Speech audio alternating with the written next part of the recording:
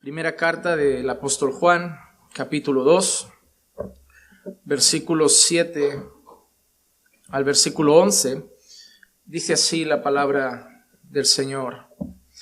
Amados, no os escribo un mandamiento nuevo, sino un mandamiento antiguo, que habéis tenido desde el principio.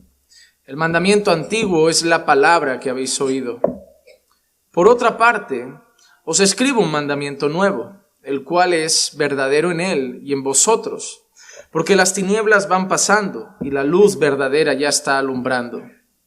El que dice que está en la luz y aborrece a su hermano, está aún en tinieblas. El que ama a su hermano permanece en la luz y no hay causa de tropiezo en él. Pero el que aborrece a su hermano está en tinieblas y anda en tinieblas y no sabe a dónde va, porque las tinieblas han cegado sus ojos. El título del mensaje de hoy lo he llamado un mandamiento nuevo y antiguo, o un nuevo y antiguo mandamiento. Porque la verdad es que el inicio de este texto que vamos a estar trabajando hoy parece un poco complejo, llega a tener una parte que parece incluso contradictoria, pero yo creo en el Señor que vamos a conseguir entender lo que el apóstol Juan nos está queriendo enseñar en esta parte. He dividido la enseñanza en varios puntos, en varios segmentos, prácticamente cada uno por versículo, y vamos a empezar con el primero, que lo he llamado ningún mandamiento nuevo. Está basado en el versículo 7, que dice así: Amados, no os escribo un mandamiento nuevo, sino un mandamiento antiguo, que habéis tenido desde el principio. El mandamiento antiguo es la palabra que habéis oído. Lo primero que nos encontramos aquí es al apóstol Juan llamándonos amados. De nuevo nos muestra que los destinatarios de la carta no es gente del mundo. Los destinatarios de la carta no son personas que no conozcan al Señor. Los destinatarios de la carta no son personas que no sean creyentes. La manera de referirse a ellos como amados muestra nuevamente que los destinatarios de la carta son hijos de Dios. Es una manera como encontramos en el Nuevo Testamento que los apóstoles se dirigían a la iglesia. El propio el martes pasado, estuvimos viendo esto. Vimos cartas de Pablo que se dirigía a la iglesia incluso de Corinto, una iglesia muy desordenada, una iglesia muy inmadura, una iglesia a la que Pablo incluso dice, os tengo que hablar como carnales, sin embargo los llama amados, mostrando que son creyentes. Pedro también utiliza esa palabra para referirse a los cristianos, el apóstol Juan también, incluso en la carta de Judas vemos la palabra amados, mostrando siempre que los destinatarios son cristianos.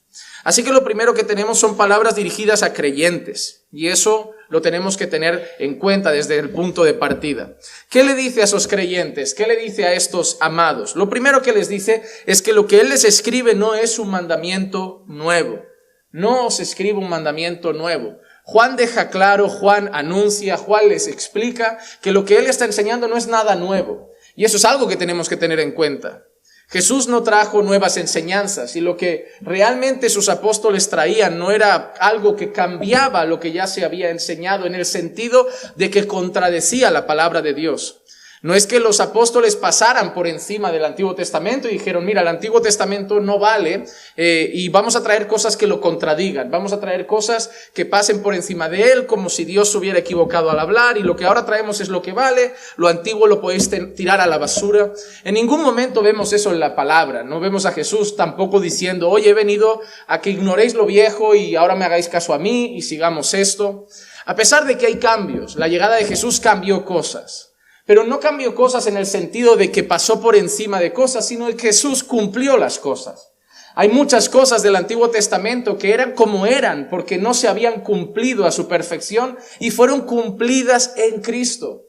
Por ejemplo, cuando nosotros vemos los sacrificios de animales por causa del pecado, nosotros no vemos que Jesús viniera a decir eso no valía. Sí, eso valía entonces, pero yo he venido a cumplir algo mucho más excelente. Yo he hecho un sacrificio que vale por vuestros pecados una vez y para siempre. Por eso ahora no sacrificamos más animales. No porque Jesús dijera eso no vale, sino porque Él lo cumplió con excelencia. Nosotros, por ejemplo, no tenemos ya el trabajo del sacerdote. Nosotros no vemos que en la iglesia ahora veamos sacerdotes. La figura sacerdotal que había en el Antiguo Testamento, la figura de un intercesor, alguien que hacía los sacrificios delante de Dios por el pueblo, alguien que intercedía delante de Dios por el pueblo, ya no lo tenemos. ¿Por qué no tenemos esa figura sacerdotal? Porque Jesús es nuestro sumo sacerdote. Jesús cumplió eso. La carta de Hebreos así lo presenta y Jesús ahora intercede por nosotros. Jesús está a la diestra del Padre. Jesús es nuestro abogado. Jesús pagó por nuestros pecados. Entonces, ahora tenemos un mejor y mayor sumo sacerdote que es Cristo. Jesús no vino a decir eso no vale, pero Jesús vino a decir en pocas palabras también yo soy el cumplimiento de esas cosas. Esas cosas apuntaban hacia mí. Esas cosas estaban señalando algo que tenía que pasar, algo que se fue revelando poco a poco y algo que se cumplió en la persona de Cristo. Y por eso ciertas cosas cambiaron. No porque fueron ignoradas, sino porque fueron cumplidas en Cristo. Sin embargo, cuando se trata de los valores, de los principios, los valores que Dios estableció con su ley, eso se ha mantenido. Cuando Dios dice que no demos falso testimonio sobre nuestros hermanos, cuando Dios condena la mentira en el Antiguo Testamento, el Nuevo no lo cambia. A Dios sigue sin gustarle la mentira. A Dios sigue sin gustarle el robo. Dios sigue queriendo que honremos a nuestros padres. En cuanto a los principios y valores, en cuanto a lo que Dios trae a nosotros como conducta, como carácter, eso no cambia. ¿Por qué? Porque procede de Dios y Dios es inmutable. Entonces Juan empieza diciendo que lo que él enseña, que lo que él les está trayendo no es nada nuevo. No es nada nuevo. Dice, sino algo antiguo. Lo que yo os estoy trayendo, lo que yo os escribo no es nuevo, sino antiguo. ¿Que habéis tenido desde cuándo? Desde el principio. Y esa expresión desde el principio no suele ser desde el principio de la carta. Esa expresión desde el principio no suele ser desde que llegó Jesús. Esa expresión desde el principio suele apuntar a la ley. Suele apuntar a las primeras palabras que el pueblo recibió de parte del Señor. Por eso luego dice, el mandamiento antiguo es la palabra que habéis oído. Sus hermanos conocían la palabra de Dios, conocían la ley de Dios. Entonces Juan lo que le está diciendo es, yo no os escribo nada nuevo, sino que lo que os estoy enseñando es algo que ya ha sido enseñado. Es algo que ya sabéis, es algo que ya conocéis. No he venido a cambiar las cosas, no he venido a traer enseñanzas nuevas. He venido a enseñaros algo que se ha enseñado desde el principio. La pregunta que quiero hacer primero es esta. ¿A qué se refiere con la palabra mandamiento? No os escribo mandamiento nuevo, sino mandamiento antiguo. Cuando Juan se refiere a la palabra mandamiento aquí, se refiere a lo que nos va a enseñar, porque Juan va a hablar. Pero hay tres maneras de entender esta frase. Primero, quiero recordar el versículo anterior al que hemos leído hoy. Hoy hemos empezado con el 7, pero me gustaría recordar el 6, que dice así: el que dice que permanece en él, debe andar como él anduvo. Hay tres maneras de pensar. Cuando Juan dice, no os traigo un mandamiento nuevo, sino uno antiguo que habéis oído desde el principio, hay tres pensamientos en cuanto a eso. El primero de esos pensamientos es que se refiere al versículo anterior. Nosotros sabemos que todo está dentro de un contexto. Todo lo que enseñamos de las Escrituras hace parte de un contexto. A veces debemos averiguar a qué parte de ese contexto se refiere. Hay gente que cree que Juan, cuando dice no os traigo nada nuevo, se refiere a lo que había dicho antes. Es decir, cuando os he dicho que el que permanece en él debe andar como él anduvo, eso no es nuevo, eso es algo que se ha enseñado desde el principio. Hay otro pensamiento. La segunda cosa que se dice en cuanto a esto es que cuando Juan dice el mandamiento que os traigo no es nada nuevo, sino algo antiguo, hay personas que creen que se refiere a lo que va a decir ahora. Que lo que va a decir ahora tiene que ver con algo que ya se había dicho desde el principio y no es nada nuevo. Y se refiere a que, lo que veremos luego, se refiere al amor fraternal. Se refiere a amar a los hermanos, a no aborrecer a los hermanos. Y muchos piensan que cuando Juan dice el mandamiento que os traigo no es nuevo, sino antiguo, se refiere a lo que va a decir justo después, que habla del amor fraternal. La tercera posición son personas que creen que cuando Juan dice el mandamiento que os traigo no es nuevo, sino antiguo, se refiere a toda la carta, a todo lo que Juan va a decir y va a enseñar en su carta.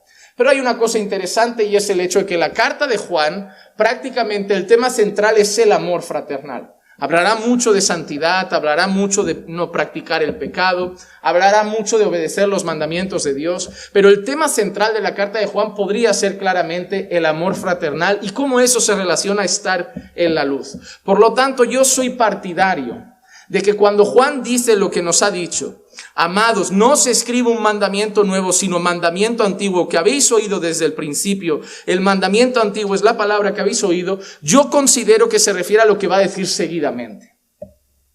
Juan creo que está diciéndolo de esta forma. Mira, lo que os voy a enseñar ahora no es nada nuevo.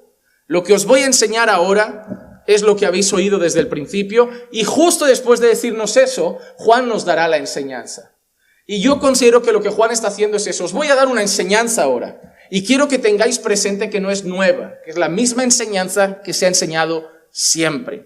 Así que yo considero que lo que está Juan diciendo es que lo que nos va a enseñar después es algo que ya se ha enseñado desde el principio. Desde el principio. ¿Por qué? Porque cuando nosotros veamos luego, Juan va a hablar de aborrecer al prójimo.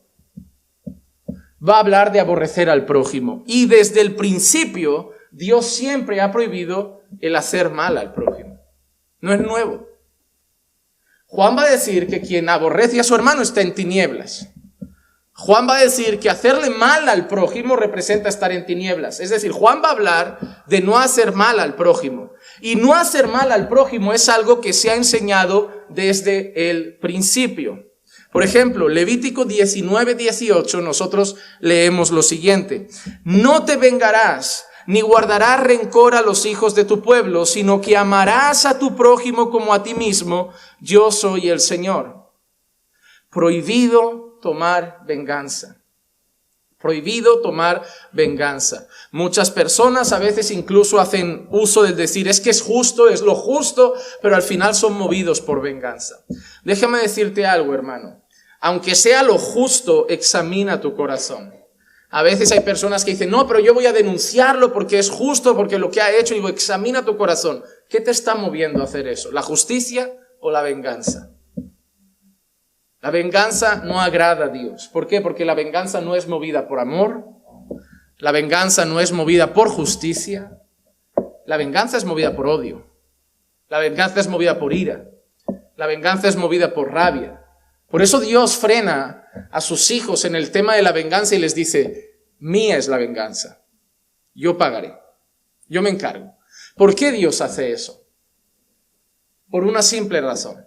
Porque cuando Dios sabe que la venganza es movida por rabia, por odio, por enfado, y Dios sabe que la ira del hombre no practica, no ejerce, no mueve, no actúa conforme a la justicia de Dios. En un momento de ira, aunque lo quieras disfrazar de justicia, no vas a moverte conforme a la voluntad de Dios. Te vas a mover por tu enfado, te vas a mover por tu rabia, te vas a mover por tu rencor y vas a actuar con eso. Eso va a ser lo que mueva tu corazón y eso te puede llevar a mentir, a malas palabras, a malas actitudes, a malos gestos, a gritos, a malas acciones. Por eso el Señor sabe que un corazón airado es muy peligroso. Es muy peligroso. Cuando yo me enfadaba en la escuela o nos enfadábamos los alumnos, había un profesor que nos explicaba eso. Me decía, el que actúa enfadado es el más tonto del mundo. Y nosotros, ¿por qué? Me dice, mira, cuando nos enfadamos mucho, respiramos menos. En un momento de enfado no controlamos la respiración, estamos alterados, respiramos o acelerados o alguna cosa. Llega menos aire al cerebro y actuamos sin razonamiento. Entonces nos decía, antes de actuar, cálmate, respira y luego toma tus decisiones, haz lo que tengas que hacer. Porque decía que una persona que actuaba movido por la ira o en un momento de enfado era necio, porque iba a actuar de una manera no racional. Por eso nosotros muchas veces gritamos y luego pedimos perdón. Por eso discutimos en el matrimonio y luego vamos corriendo con las orejas agachadas a decir, no te tendría que haber hablado así, no te tendría que haber dicho eso. ¿Pero por qué? Porque en el momento de la ira esto se apagó. Y empezamos a vomitar por la boca todo lo que teníamos dentro sin pensar, cuando simplemente si nos hubiéramos controlado en el momento de la ira, si hubiéramos hecho caso a aquel mandato que dice airaos pero no pequéis, seguramente nos hubiéramos tenido que arrepentir mucho menos de algunas cosas. Así que Dios no quiere que su pueblo se vengue. ¿Por qué? Porque no quiere que haga mal al prójimo. No quiere que haga mal al prójimo. Éxodo 20, del 12 al 17, nosotros recordamos los 10 mandamientos, ¿sí?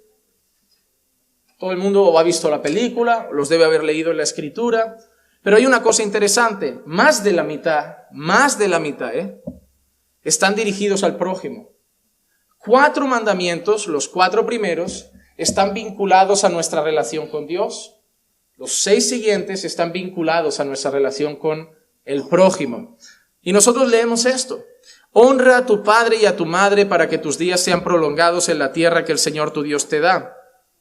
Luego vemos que no matarás, no cometerás adulterio, no hurtarás, no darás falso testimonio contra tu prójimo, no codiciarás la casa de tu prójimo, no codiciarás la mujer de tu prójimo, ni su siervo, ni su sierva, ni su buey, ni su asno, ni nada que sea de tu prójimo.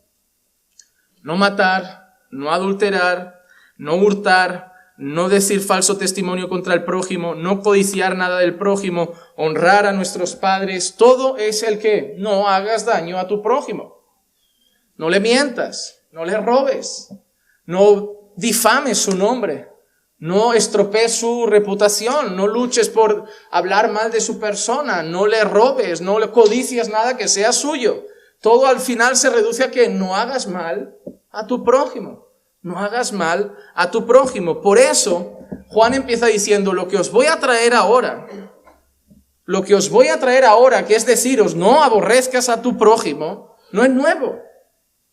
No es nuevo. No ha cambiado. Desde el principio Dios ha dejado claro algo. Ama a tu prójimo como a ti mismo. Es la marca del pueblo de Dios. El amor hacia el prójimo. Es más, el amor hacia el prójimo, según las propias palabras de nuestro Señor Jesús, es el resumen de la ley. Amar a Dios sobre todas las cosas y al prójimo como a nosotros mismos es el resumen de la ley. Mateo 22, 36 al 40 dice lo siguiente: Maestro, ¿cuál es el gran mandamiento de la ley? Y él dijo: amarás al Señor tu Dios con todo tu corazón y con toda tu alma y con toda tu mente. Este es el grande y primer mandamiento. Y el segundo es semejante a este: amarás a tu prójimo como a ti mismo. De estos 2 mandamientos dependen toda la ley y los profetas. Y a mí me encanta esa frase: de estos 2 mandamientos dependen toda la ley y los profetas. Miren, hay una manera muy sencilla de entender esta frase: de estos 2 mandamientos dependen la ley y los profetas.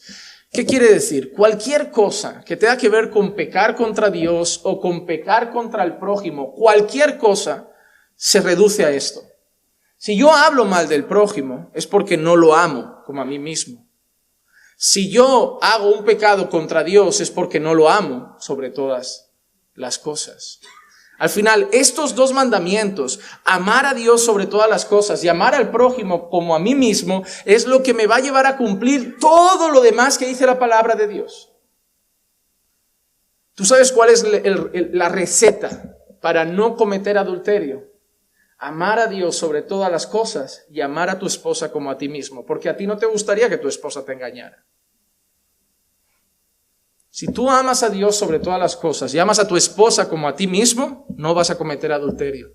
Tu lucha no debe ser por decir: Señor, líbrame del adulterio. No, hazme amarte sobre todas las cosas y amar a mi esposa como a mí. Y lo otro viene solo, porque de estos 2 depende el otro. Si tú cometes adulterio, o ha fallado tu amor por Dios o ha fallado tu amor por tu esposa. No ha fallado tu santidad porque has fallado en la inmoralidad. La inmoralidad sexual es pecar contra Dios, pecar contra el prójimo. Señor, líbrame de hablar mal del prójimo, guarda mi lengua. Pídele a Dios que te ayude a amar al prójimo. Amar al prójimo. Yo tengo una prueba de eso. Por ejemplo, cuando a lo mejor yo veía a alguien que hablaba mal de mi padre, porque tu padre es así, así, así, a mí me hervía la sangre. Y no porque no dijeran la verdad, porque es mi padre. Si alguien habla mal de mi hermana, a mí me pone muy nervioso. Y mejor que no lo escuche. No porque no digan la verdad, porque es mi hermana. Y a nadie le sienta bien que hablen mal, difamen, critiquen a quien ama. Si tú eres capaz de sentarte en una mesa y alguien habla mal de tu pastor y lo toleras, no amas a tu pastor. Aunque luego le vayas al pastor a decir, fulano dijo, no amas a tu pastor, porque has tolerado eso. Lo has tolerado. Del amor a Dios y el amor al prójimo radican todos los otros mandamientos. Todos los otros. Si tú cultivas tu amor a Dios sobre todas las cosas y cultivas tu amor al prójimo como te amas a ti mismo, el resto de mandamientos van a venir solos. Porque nuestros pecados simplemente son el reflejo de una carencia en el amor hacia Dios o hacia el prójimo. Hermano, cuando tú, vamos a poner otro ejemplo, cuando tú a lo mejor caes en la masturbación o ves pornografía, tú sabes que a Dios le ofende, ¿sí o no? Tú sabes que es pecado contra Dios, ¿sí o no? Cuando tú lo haces, le estás diciendo a Dios, yo me amo a mí más que lo que te amo a ti. Porque yo sé que a ti te ofende, yo sé que a ti no te agrada, pero yo me amo más. Y lo que a mí me apetece y a mi carne me apetece, y como a mí me amo más de lo que te amo a ti, yo lo voy a hacer.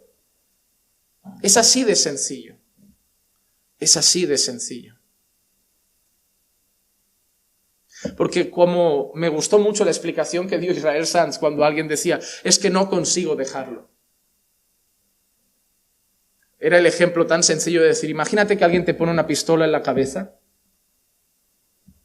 y te dice, si ves pornografía, disparo. No vas a ver pornografía.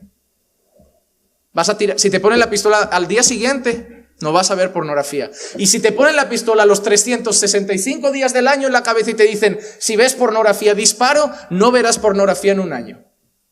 Porque te amas mucho, amas tu vida. Y le das más valor a tu vida que a ver pornografía. Así que esa es la prueba de que sí podrías no verla.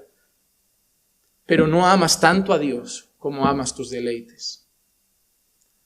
Si cultivas tu amor hacia Dios y cultivas tu amor hacia el prójimo, vas a empezar a crecer en santidad.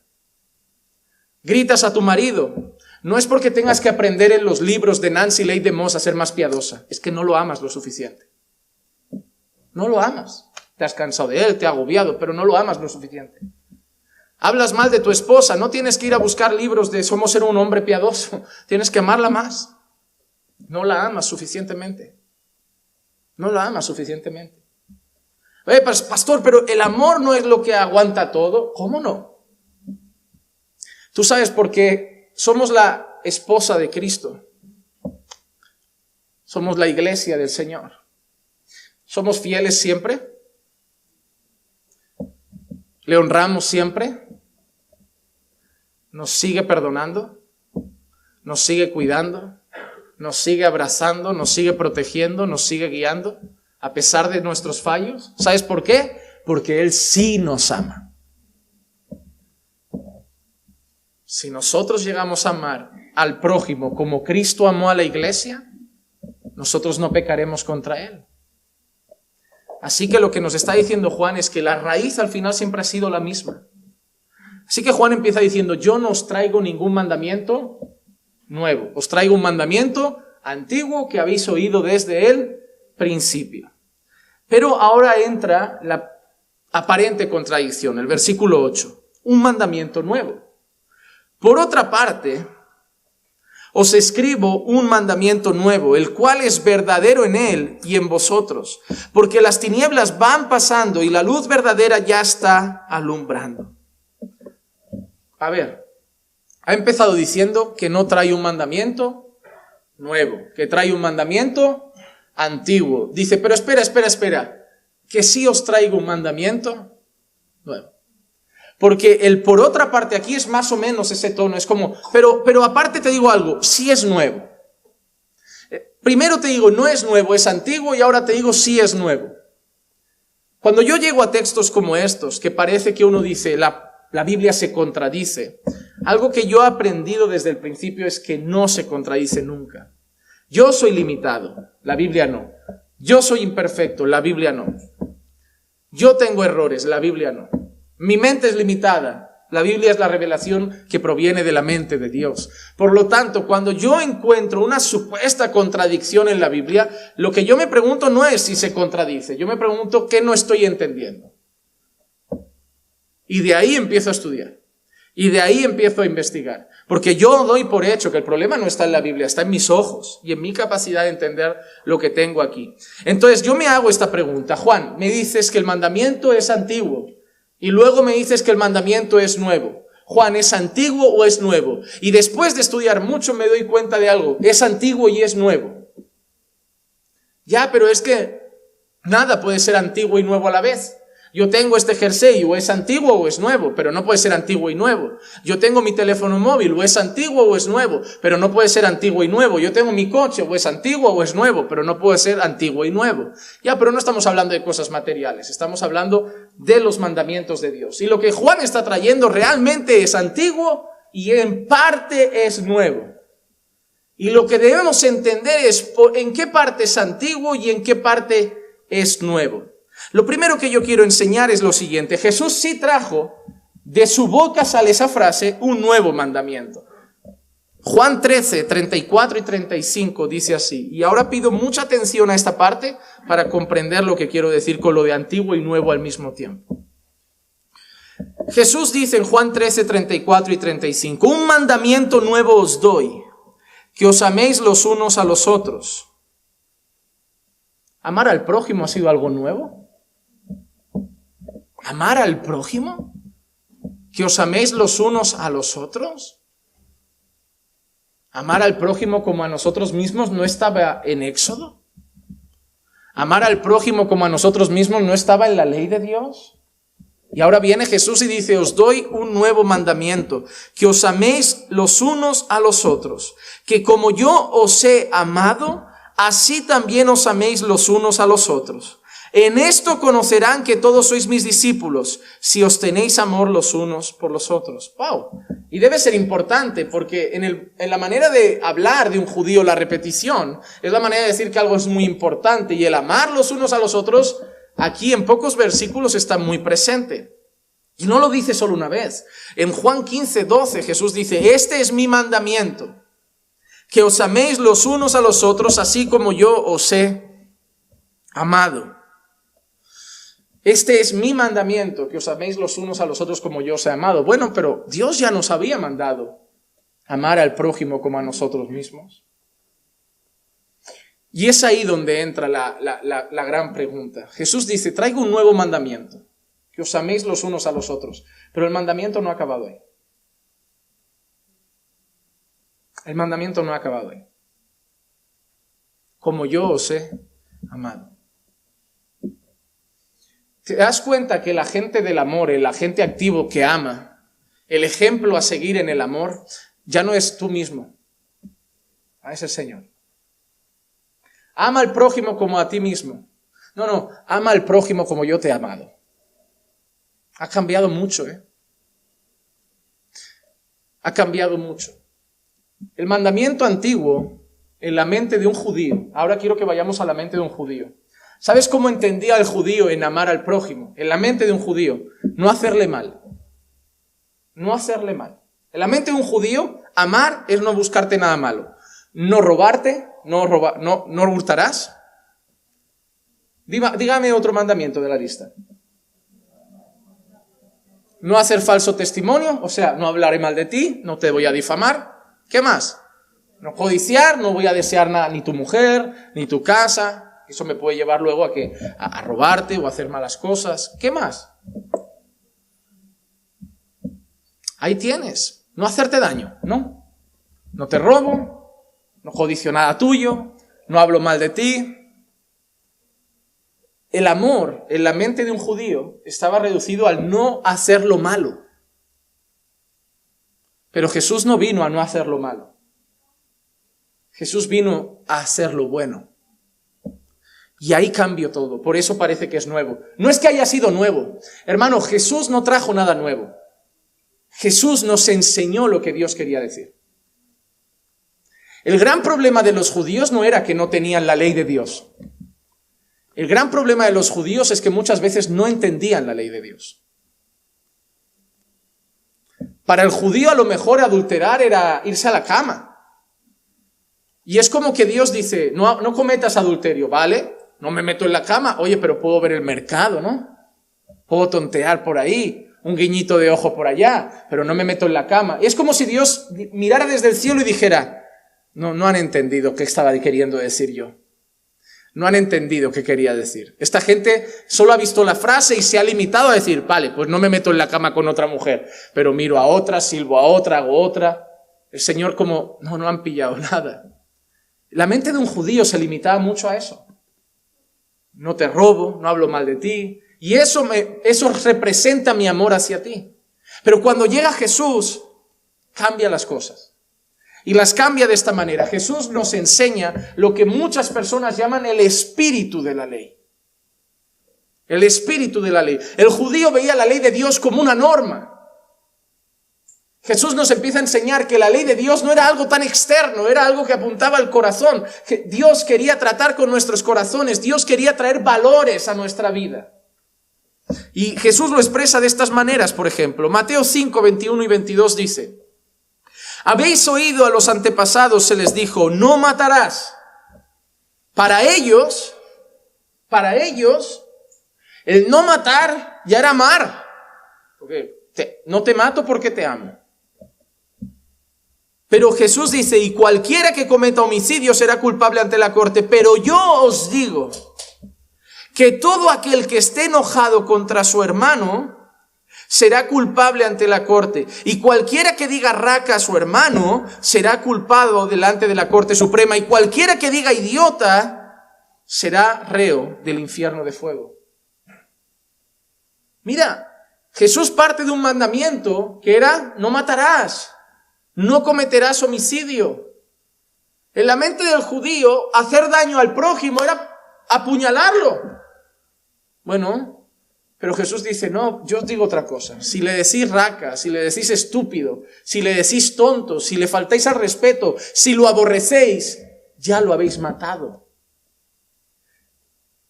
El judío reducía el mandamiento a algo exterior, un apuñalamiento, asesinarlo. Jesús apunta al corazón. Dice, no lo tienes que matar desde aquí. Aquí empieza el asesinato. De aquí nacen los homicidios. De aquí nacen las guerras. El problema de muchos fariseos, si te das cuenta con los encuentros con Jesús, es que por fuera parecían perfectos ante la ley, pero por dentro odiaban. Por dentro querían matar a Jesús, pero ellos no se podían manchar las manos, ¿verdad? Vamos a decirle a la gente que pida a Barrabás. Vamos a decirle a la gente que lo haga, porque yo tengo que cumplir la ley. Yo no puedo matar, pero yo puedo provocar que otro lo haga porque lo quiero matar desde dentro.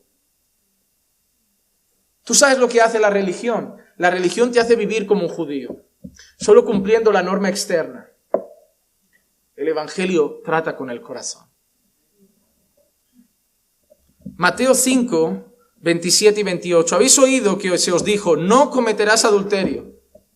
Pero yo os digo que todo el que mira a una mujer para codiciarla ya cometió adulterio con ella en su corazón. Hermanos, ¿Jesús vino a cambiar la ley? No, Jesús nunca habría cambiado la ley. Y te digo por qué. Porque la ley es perfecta, el mandamiento es santo, es bueno. No se puede cambiar lo que es perfecto, la ley viene de Dios, entonces es perfecta, no se debe cambiar, porque es perfecta.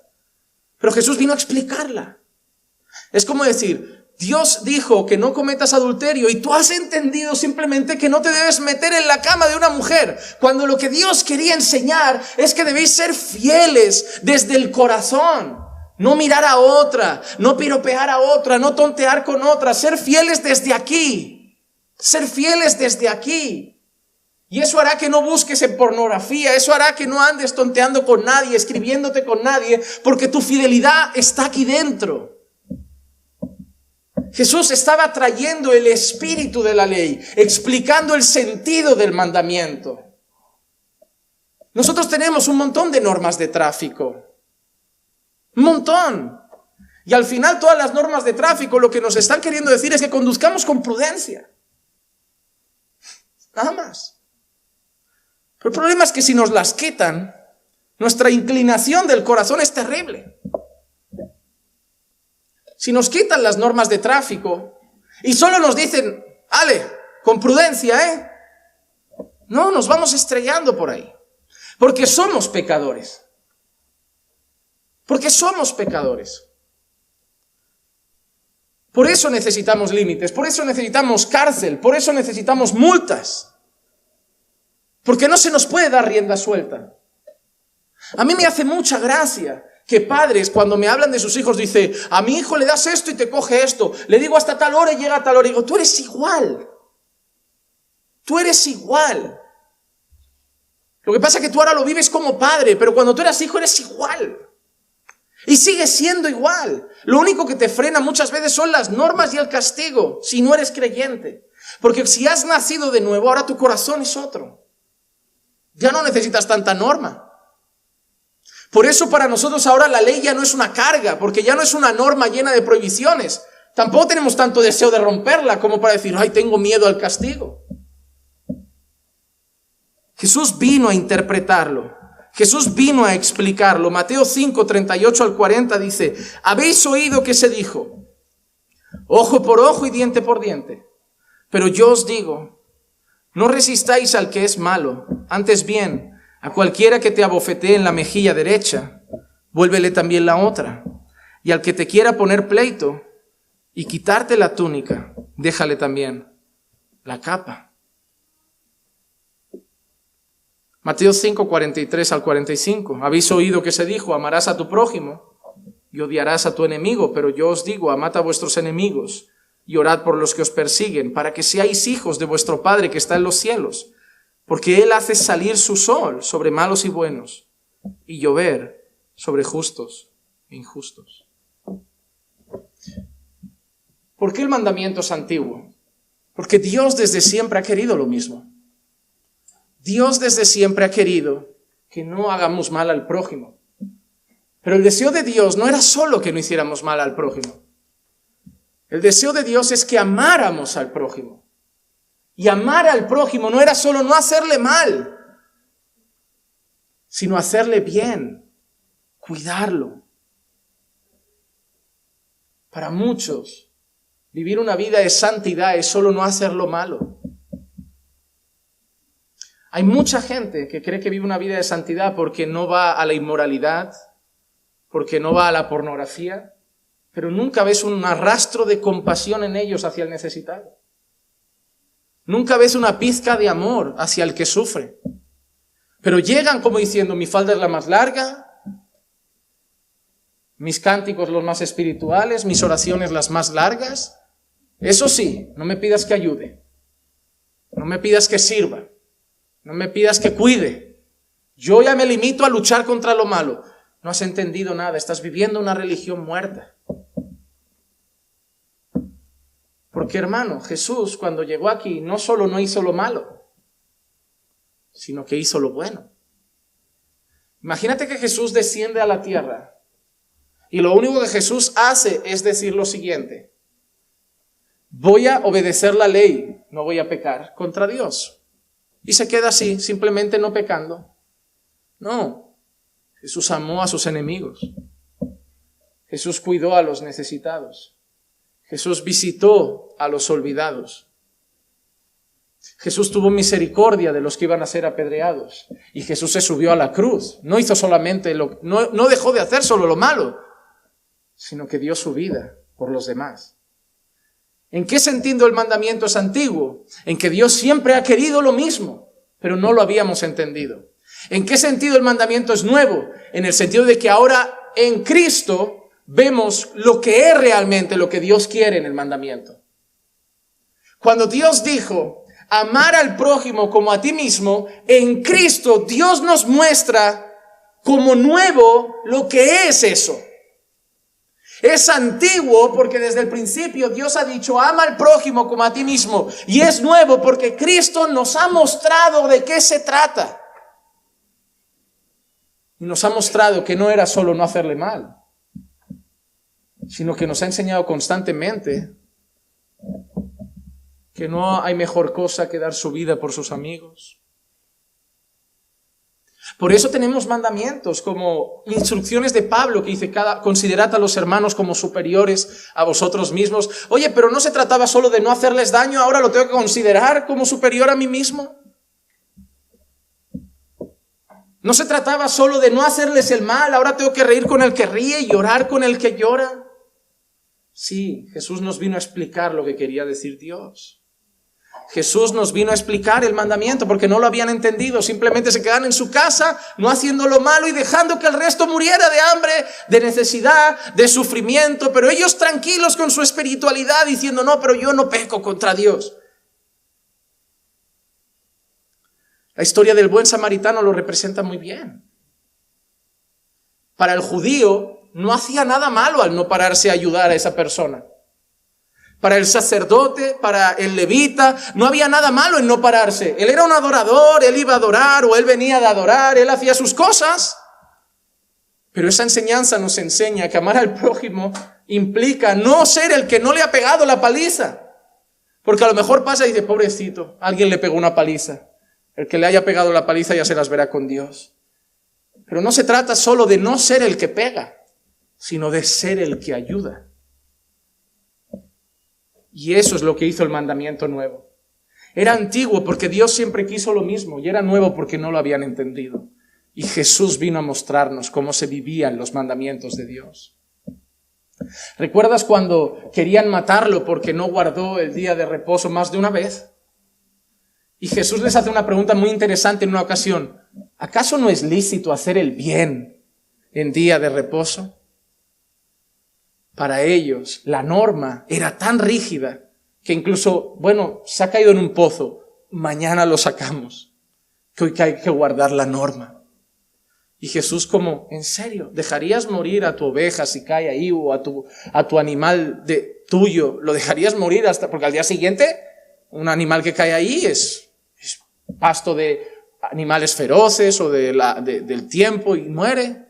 Y Jesús pregunta, ¿no se puede hacer el bien el día de reposo? No habéis entendido ni siquiera lo que es el día de reposo. En pocas palabras, Jesús les está diciendo, no habéis ni siquiera entendido para qué es el día de reposo. Él tiene que explicarles incluso, no se hizo el hombre para el día del reposo, se hizo el día de reposo para nosotros. Y vosotros vivís para el reposo, pero el reposo es para vosotros. Es más, al final, y eso ya es un tema aparte, Él se presenta y dice, yo soy el Señor del día de reposo. No habían entendido los mandamientos. No los habían comprendido. Eran celosos, pero no los entendían. Y por eso Juan dice, es antiguo porque no es nada nuevo. Pero es nuevo porque Jesús lo ha reexplicado. Y ahora, versículos 9 al 11, Juan nos trae una enseñanza importante y es la siguiente. La luz y los hermanos, lo he querido titular. Juan dice así, el que dice que está en la luz y aborrece a su hermano, está aún en tinieblas. El que ama a su hermano permanece en la luz y no hay causa de tropiezo en él. Pero el que aborrece a su hermano está en tinieblas y anda en tinieblas y no sabe a dónde va, porque las tinieblas han cegado sus ojos. Hermano, mira qué claro es Juan. Si dices que estás en la luz, la frase de estás en la luz es, si dices que eres creyente, pero aborreces a tu hermano, no lo eres. Puedes ir a todos los cultos. Puedes hacer 40 ayunos. Puedes hacer 30 oraciones al día. Dar las más grandes ofrendas. Y saber teología, no sé, más que Spurgeon. Si aborreces a tu hermano, no eres creyente. Punto y final. Juan no está diciendo que no sea importante orar. Juan no está diciendo que no sea importante leer las Escrituras. Juan no está diciendo que no sea importante congregar. Juan nos está ofreciendo un punto importante y es el hecho de que si haces todo, pero aborreces a tu hermano, no eres creyente. ¿Cuál era la marca de los fariseos? ¿Recuerdas la historia del fariseo y el publicano que van a orar? Señor, yo doy mis diezmos. Ayuno no sé cuántas veces al día. Hago mis oraciones. No soy como este cobrador de impuestos. ¿Qué está diciendo Juan de ese fariseo? ¿No es creyente? No es un hijo de Dios. ¿Por qué? Porque aborrece a su hermano. Punto y final. Punto y final. Hay gente que vive hablando mal del hermano, criticando al hermano, con rencor de este hermano. Y siempre va a haber un motivo, Es que ese por ese motivo lo quiere lejos, y ese por ese motivo lo quiere lejos, y por eso con este ya no me hablo, y por eso con aquel tampoco. Cuando te das cuenta ya hay 7, 8 personas con las que no se habla. Eso sí, es creyente. Serio problema ahí. Hay un serio problema. Tu lista de aborrecidos está creciendo. Pero eso sí, eres creyente y vas derechito al cielo, ¿verdad? Bueno, Jesús tendría los mismos motivos para decir contigo ya no ando. Hermano, debemos tener cuidado con estas cosas. Porque a veces perdemos de vista fundamentos importantes que definen a un creyente. Sí, vestir con modestia es importante. Sí, congregar es importante. Sí, orar es importante, sí, ayunar es importante, sí, tener una buena vida devocional es importante, pero el que aborrece a su hermano está en tinieblas. Ya está. Ya está. ¿Por qué? Porque el aborrecer en ninguna cosa se asemeja a Dios. Pero sí puede estar muy interesado Satanás en eso. Me hace mucha gracia que se habla mucho de homosexualidad. Es un tema de la actualidad y es normal. Está habiendo mucho ataque contra la familia, predicamos mucho sobre eso, se habla mucho sobre la homosexualidad y está bien, es pecado y hay que denunciarlo. Se habla mucho de pornografía, sí, porque hay muchos casos. Hay muchos casos de inmoralidad dentro de la iglesia, hay mucha pornografía, hay muchos casos de noviazgo mal llevados, hay mucha cosa. Y hay que hablar de eso, es pecado. Pero te digo una cosa, y es interesante. Yo no he visto muchas iglesias dividirse por la pornografía. No he visto muchas iglesias dividirse por la homosexualidad.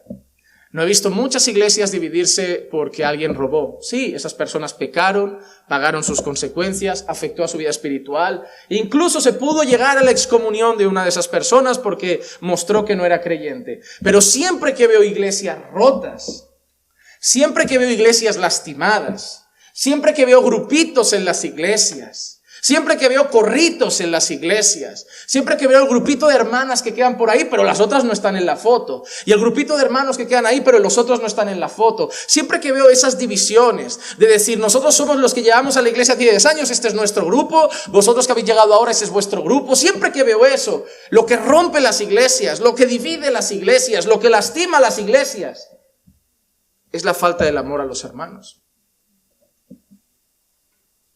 Luchamos tanto con otros pecados que hay que luchar y pasamos por alto otros que son tan perjudiciales. Porque son más sigilosos, son más silenciosos. Pero la cuestión es qué le parecen a Dios, no qué nos parecen a nosotros. Hermanos, debemos tener en cuenta esas cosas.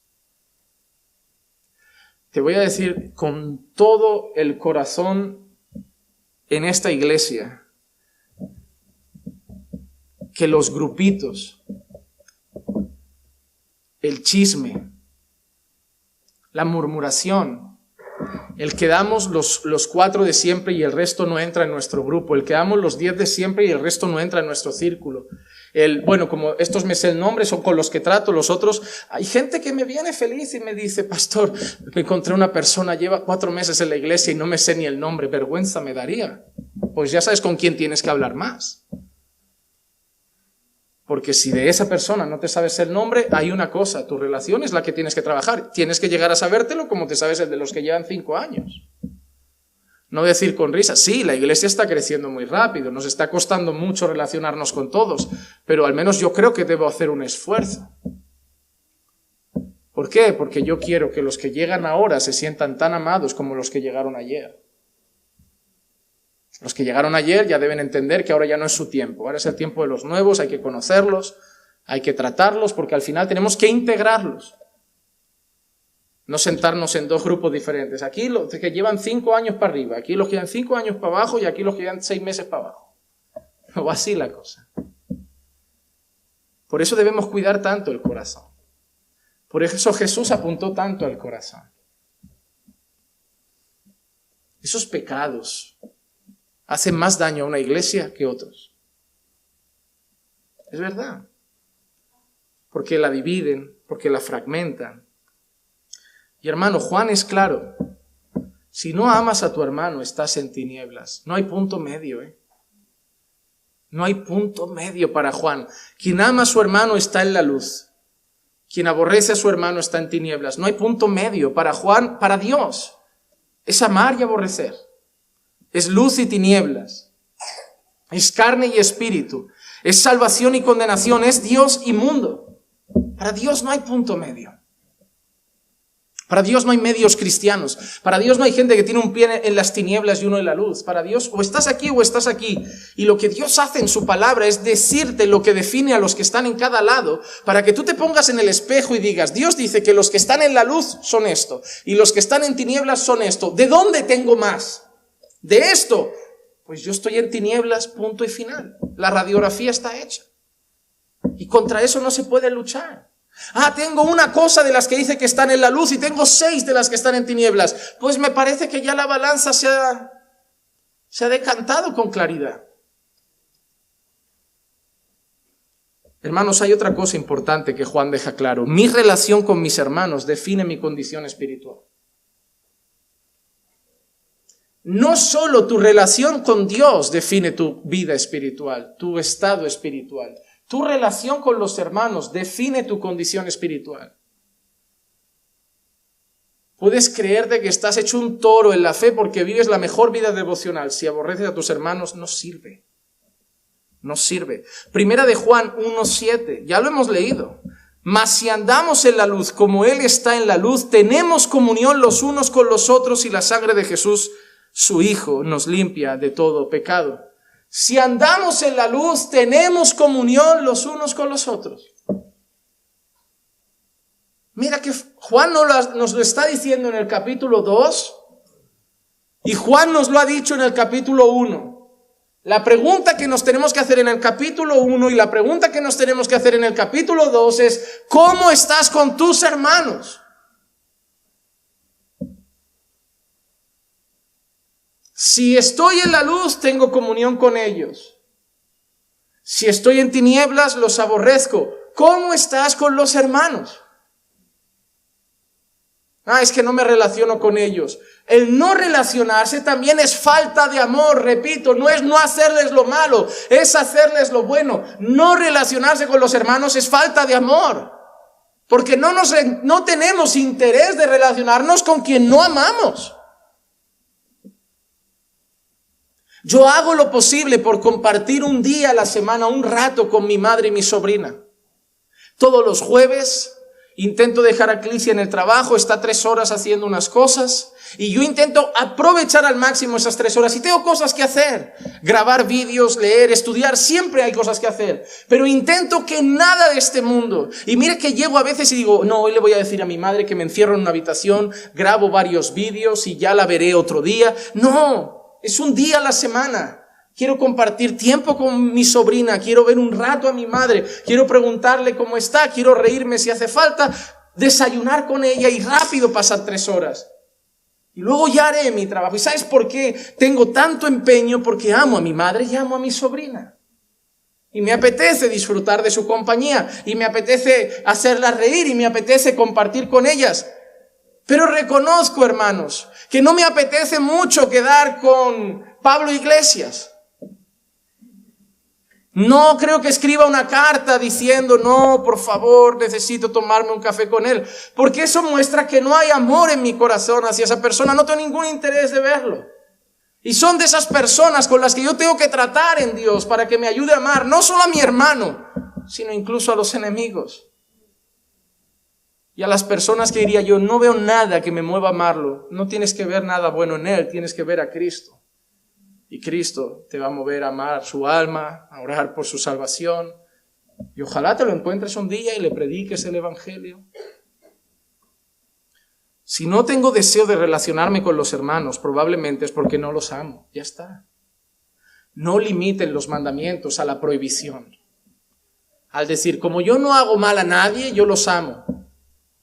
Hay personas que a veces han pasado por el curso de membresía y me dicen, oye, ya pasa el tiempo, no nos presenta. Digo, es que no te veo tener trato con los hermanos. Ya, pero yo te considero mi pastor. Digo, pero ella es tu iglesia. No vamos a estar solos tú y yo. No voy a dejar un domingo aparte, tu silla al fondo, yo aquí, tú y yo solitos. Es tu iglesia. Eso no muestra mucho. Lo primero que les digo en el curso, relacionaos con la gente. Porque si no, no podéis ser miembros, porque vais a ser miembros de ellos. De todo, no míos. Entonces, no puede ser. No puede ser. Es una marca del creyente. Amar a los creyentes, estar con los creyentes, compartir con los creyentes, reír con los creyentes, llorar con los creyentes, llevar las cargas unos de otros. Y así va la vida. En un mundo que nos dice que cada uno por lo suyo, la iglesia enseña todos por lo de todos. En un mundo donde que cada uno se meta en sus asuntos, la iglesia es un lugar donde tus asuntos son mis asuntos, para bien y para mal, para lo bueno y para lo malo. Estaremos cuando te caigas y también dándote una colleja cuando te columpies. Pero estaremos, para reír o para llorar, para abrazar o para corregir, pero estaremos porque eso es la iglesia. Pero muchos traen el egoísmo que este mundo nos enseña y quieren traerlo a la iglesia y vivir esa relación en la iglesia y no da. A mí me duele mucho que hay personas que solo quieren citas con pastores, consejos con pastores, pero no dan nada a la iglesia. Y no hablo de dinero, hablo de amor, cuidado, integrarse, pero quieren todos los privilegios, la consejería, la pastoral, la guía, la orientación, pero luego ellos no se dan a los hermanos. Y algunos a veces lo hacen con dinero, pero no faltará nada. Ellos van pagando esto, aquello, y digo, chico, parece que estás pagando por un servicio. Eso no es cristianismo. Eso es consumismo. Pero eso no es cristianismo. Hermanos, quien aborrece a su hermano está en tinieblas. ¿Recuerdan lo que hemos leído en Mateo 5:22? Pero yo os digo que todo aquel que está enojado con su hermano será culpable ante la corte. Y cualquiera que diga raca a su hermano será culpable delante de la corte suprema. Y cualquiera que diga idiota será reo del infierno de fuego. Será reo del infierno de fuego. Mira, Jesús en el Sermón del Monte lo deja bien claro. Tu trato con tu hermano puede mostrar que eres heredero del mismo infierno.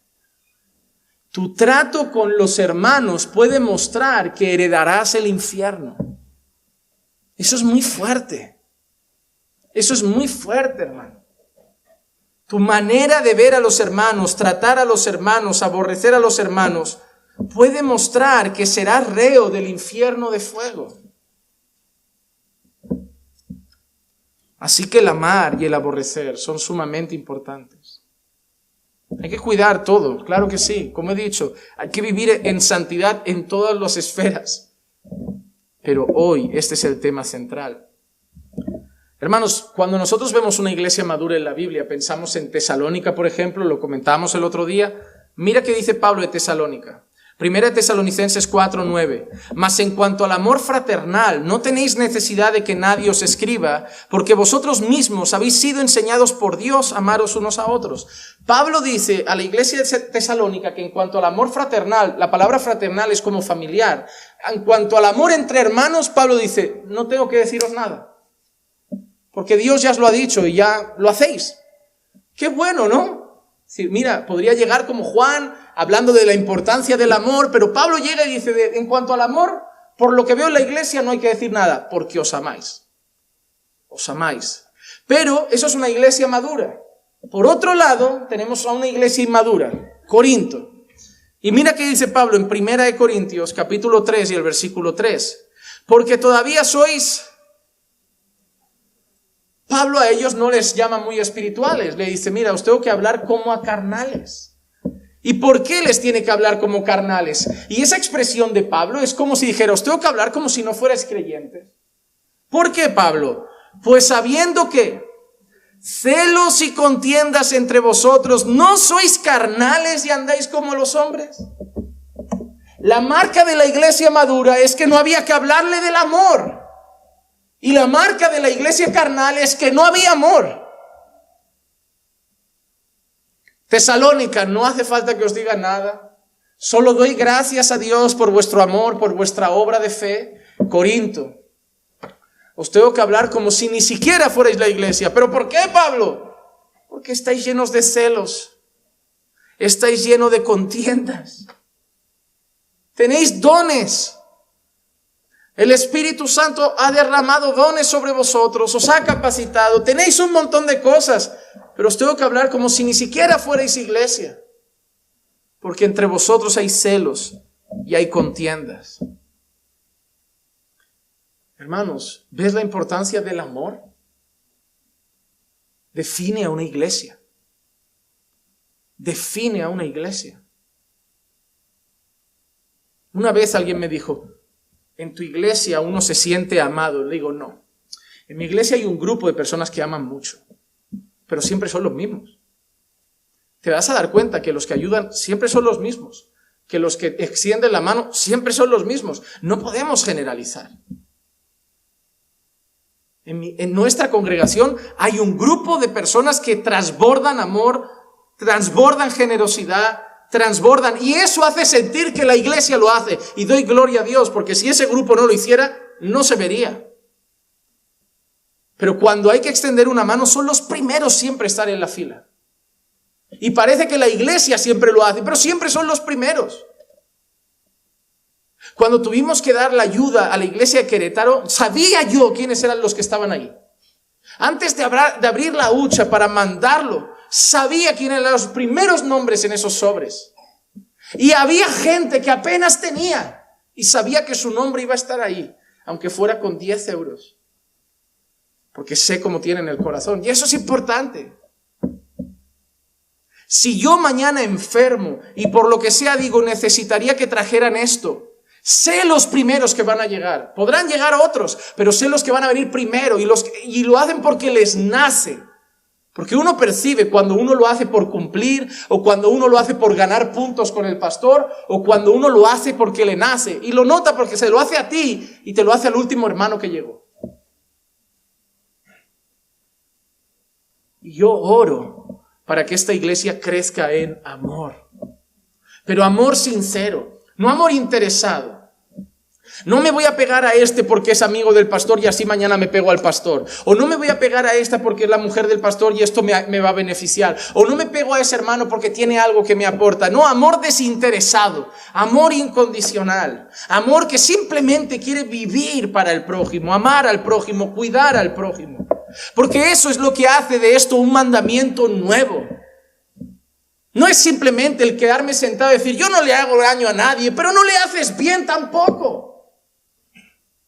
Imagínate que tu hija está cayéndose de un precipicio y está agarrada a una cuerda y se cae, y tú te enteras que yo estuve al lado del precipicio. Me dijiste, pero la dejaste morir. Y dije, yo no le hice nada malo. Pero es que no la estiraste, no le hiciste nada bueno para sacarla. Pero yo no tengo la culpa, yo no la tiré, yo no la puse ahí, yo no la dejé al borde del precipicio. Sí, yo no le ayudé, pero tampoco la empujé. Y hay gente que vive así. Hay gente que se lava las manos diciendo, pero yo no hice nada malo. Hay gente que vive como Pilato, como, yo me lavo las manos, yo no he hecho nada. Pilato, tampoco hiciste nada bueno, hijo. Tampoco tomaste posición en el asunto. Tampoco dijiste, venga, realmente me da igual lo que penséis, este hombre es justo, este hombre es bueno. No hiciste malo, pero no hiciste bueno. Simplemente te desentendiste. Y hay gente que vive desentendida. Hermano, hay una frase que odio, pero la odio, la aborrezco. A mí no me gusta la gente que dice estas cosas como, ya tengo bastante con lo mío. Porque esa es la frase que nos hacen pensar aquí. Cada uno tiene lo suyo. Y sí, todos tenemos muchísimos problemas. Todos tenemos muchísimas luchas. Todos tenemos muchísimas dificultades. si no es familiar, es de salud, si no es económica, pero todos tenemos, no he conocido una persona que no los tenga, pero que yo tenga un problema no significa que yo no pueda aliviar el problema de otro. A no ser que mi problema sea una parálisis que me tiene encerrado en casa y no me puedo mover, yo puedo tener una deuda en casa y aún así ir a tu casa a secarte las lágrimas. ¿Por qué? Porque yo no soy el centro de la historia. El centro de la historia es Cristo. Y Cristo me ha dicho, ama a tu prójimo como yo te he amado. Yo no me tuve en cuenta a mí, yo os tuve en cuenta a vosotros. Yo simplemente no me quedé ahí arriba y le dije al Padre, Padre, yo no he hecho nada malo, yo me desentiendo. No, yo bajé y di mi vida por cada uno de vosotros. Y por eso es lo que Juan quiere decir. Si estás en la luz, no solo no le vas a hacer nada malo a tu hermano, sino que vas a buscar el hacer algo bueno. Y para mí un texto que lo refleja. Y mira que es importante porque tiene que ver con la eternidad. Mateo 25, 33 al 46. Es un texto amplio y con este termino, pero yo creo que va a resumir lo que os he querido decir. Y pondrá a las ovejas a su derecha y a los cabritos a su izquierda. Está hablando de qué momento de la historia. Juicio final, ¿verdad? Juicio final, 2 destinos, gloria o fuego. Entonces el rey dirá a los de su derecha, que son las ovejas, venid benditos de mi Padre, heredad el reino preparado para vosotros desde la fundación del mundo. Y escucha lo que dice, porque tuve hambre y me disteis de comer, tuve sed y me disteis de beber. Fui forastero y me recibisteis, estaba desnudo y me visitasteis, enfermo y me visitasteis, en la cárcel y vinisteis a mí. Entonces los justos le responderán diciendo, Señor, ¿cuándo te vimos hambriento y te dimos de comer? ¿O sediento y te dimos de beber? ¿Y cuándo te vimos como forastero y te recibimos? ¿O desnudo y te vestimos? ¿Y cuándo te vimos enfermo o en la cárcel y vinimos a ti? Respondiendo el rey les dirá, en verdad os digo, que en cuanto lo hicisteis a uno de estos hermanos míos, recordad lo que os dije, no es irse a la calle a hacer obra social. En cuanto se lo hicisteis a uno de estos hermanos míos, está hablando de la iglesia. Mira qué dice. En cuanto lo hicisteis a uno de estos hermanos míos, aún a los más pequeños, a mí lo hicisteis. Entonces dirá también a los de su izquierda. Los de su izquierda van a acabar en el fuego, ¿verdad? Son las cabras, son los que no van bien. Pero mira lo que les dice, es interesante. Apartaos de mí, malditos, al fuego eterno que ha sido preparado para el diablo y sus ángeles. Porque tuve hambre y no me disteis de comer. Oye, no le hicieron nada malo. Él no provocó el hambre. Ellos no le provocaron el hambre. Ellos no le quitaron la comida. Pero ellos no le ayudaron en su necesidad. No le hicieron nada malo. Simplemente no le hicieron algo bueno. Tuve hambre y no me disteis de comer.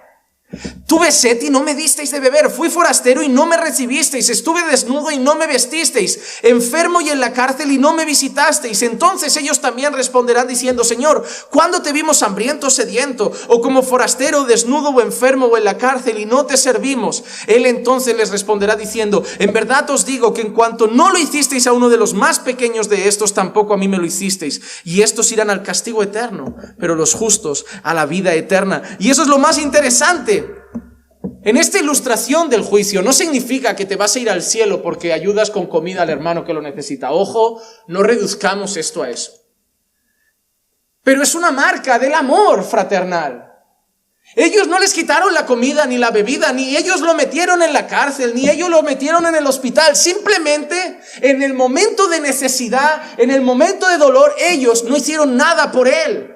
Y Jesús lo que está diciendo es, si cuando mi iglesia estaba golpeada, tú te quedabas desentendido, solo muestras una cosa, no amas a Dios sobre todas las cosas y ni al prójimo como a ti mismo. Entonces la ley está rota, tú no estás en la luz. Pero te das cuenta, no es que haya hecho algo malo, es que no hizo nada bueno. Simplemente se lavó las manos. Vuelvo a preguntarte, ¿cómo está tu relación con los hermanos? Si tú te enterases hoy que un hermano hoy se queda sin casa, lo echan de la habitación, ¿cómo vas a dormir tú en paz, en tu cama cómoda, con tu manta y tu edredón, bajo el techo de tu casa? Con la conciencia, no te va a decir tu conciencia, hoy tu hermano está bajo la lluvia. Hoy tu hermano está frío. Pero ¿sabes qué vamos a pensar? Qué bueno que tenemos una iglesia, que hay aquella familia que siempre hospeda a quien lo necesita. Y es triste, ¿verdad? Porque a veces creemos que Dios nos va a juzgar por lo que alguien de nuestra iglesia hizo. Es como cuando alguien te pregunta, oye, ¿vosotros evangelizáis? Sí, mi iglesia evangeliza. No te estoy preguntando si tu iglesia evangeliza, te estoy preguntando si tú evangelizas. La gran comisión es para la iglesia, tú eres parte de ella. Tú no te puedes quedar como diciendo, sí, en mi iglesia hay un grupo de evangelismo. No, pero tú estás evangelizando a gente, tú hablas del Señor. Bueno, yo no, pero yo soy parte de la iglesia. ¿Tú hospedas al necesitado? Bueno, yo no, pero hay una familia de la iglesia que siempre lo hace. Y al final creemos que llegaremos ante el Señor y nos dirá, oye, como eras de esa iglesia y había gente que hacía todo, es como si lo hicieras tú. No va a ser así, hermano. Mis oraciones no son tuyas. Mi tiempo de palabra no es tuyo. Mis buenas obras no son tuyas, son las mías. Y yo responderé por ellas o por la ausencia de ellas. Hermano, hoy es un día de preguntarnos cómo está nuestro corazón en relación a los demás y especialmente en relación a los hermanos. No te quiero preguntar hoy por otros pecados, en otros temas ya los tratará Juan, pero hoy te quiero preguntar, ¿cuánto piensas en el prójimo? ¿Cuánto te preocupas por el prójimo? ¿Cuánto tiempo te preocupas por orar por ellos? Cuando sabes de que hay un necesitado te angustia, hasta el punto, no de que buscas que otro le ayude, de que tú dices, mira, de lo poco que tengo le doy, de lo poco que pueda ayudo. Nuestra relación con nuestros hermanos define nuestra relación con Dios. A lo mejor hoy es momento de llegar a casa y simplemente pedir en oración una cosa al Señor. Señor, ayúdame a amarte sobre todas las cosas. Y ayúdame a amar a mi prójimo como a mí mismo. Pero no como yo entiendo el amor, sino amarlo como me enseñó Jesús. A perdonar como hizo Jesús, a dar mi vida. Señor, ¿sabes qué? Voy a ir a mi trabajo, voy a hacer mis cosas allí y el resto de mi vida voy a servir. Voy a servir a tu iglesia, voy a servir a mis hermanos, voy a vivir para el prójimo, porque así lo hizo Jesús. En un mundo que vive para sí mismo, lo que me hace estar bien con Dios es que ya no vivo más para mí, sino que ahora vivo para Él y para su pueblo. Una vida vivida para la gloria de Dios es una vida menos vivida para nuestra propia gloria. Que hoy sea ese el motivo de oración. Que el Señor nos ayude a crecer en amor los unos por los otros y que Cristo sea siempre el ejemplo, para que entendamos que no es solo no hacerles mal, pero procurarles el bien en todo lo que podamos. Vamos a orar.